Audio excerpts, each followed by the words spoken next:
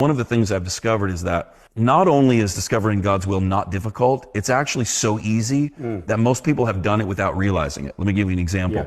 The Apostle Paul, he's talking about singleness. He was a single man. That's right. And he described his singleness as a gift. And then he goes on to say, after he described it as a gift, he said, I wish that all men were as I am. That's right. In this area of singleness. So here's a really interesting thing.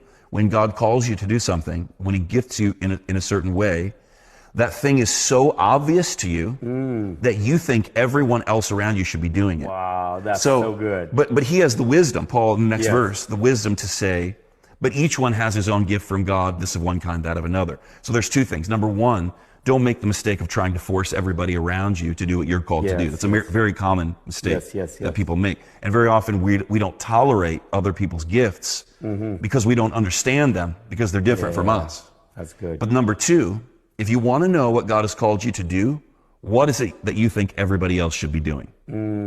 If you think everybody should be an evangelist, you're probably an evangelist. Right.